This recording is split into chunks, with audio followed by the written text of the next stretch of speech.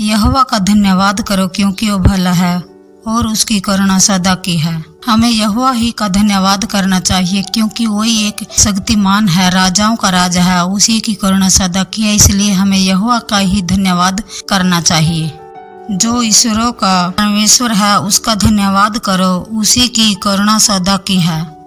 हमारा परमेश्वर सब ईश्वरों में सबसे बड़ा है, इसीलिए हम उसको धन्यवाद देते हैं और उसी को बड़ा मानते हैं क्योंकि उसी की करुणा सदा की है।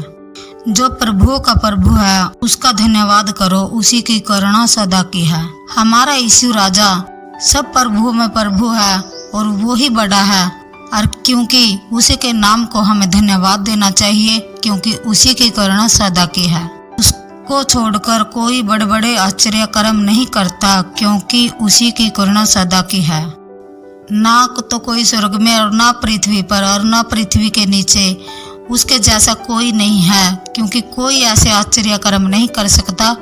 हमारा एक परमेश्वर यीशु राजा ही है, उसके जैसे कोई बड़े बड़े काम नहीं कर सकता क्योंकि उसी की करुणा सदा की है। उसने अपनी बुद्धि से आकाश बनाया, उसी की करुणा सदा की है। क्योंकि हमारे परमेश्वर में इतनी बुद्धि थी कि उसने अपनी बुद्धि से आकाश को बनाया, उसी की करुणा सदा की है। उसने पृथ्वी को जल के ऊपर फैलाया है, उसी की करुणा सदा की है। देखो हमारे परमेश्वर ने कैसे जल के ऊपर पृथ्वी को ठहराया है, इसीलिए उसी की करुणा सदा की है। उसने बड़ी बड़ी ज्योतियां बनाई, उसी की करुणा सदा की है। हमारे प्रभु यीशु ने कैसे इतने बड़े चंद्रमा को बनाया, इसीलिए उसी की करुणा सदा की है। दिन भर प्रभुता करने के लिए सूर्यों को बनाया, उसी की करुणा सदा की है।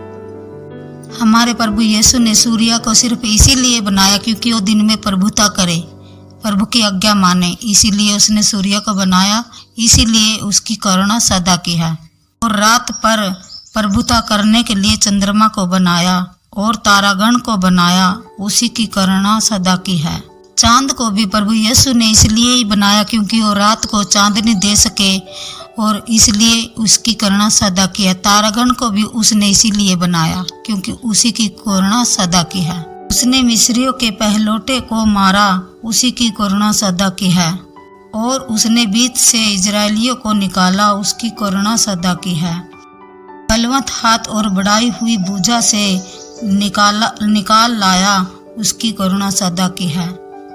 क्योंकि हमारे यीशु राजा का इतना बड़ा हाथ है, इतनी बड़ी भुजा है उसकी, क्योंकि उसने मिस्र देश से इजरायलियों को निकालकर अपनी लंबी भुजाओं से हमें निकाल लाया, वो उसकी करुणा इसीलिए सदा की है। इसी के साथ सबको जय मसीह की और इन्हीं वचनों के साथ सुने जाने से सबको आशीष मिले। आमीन।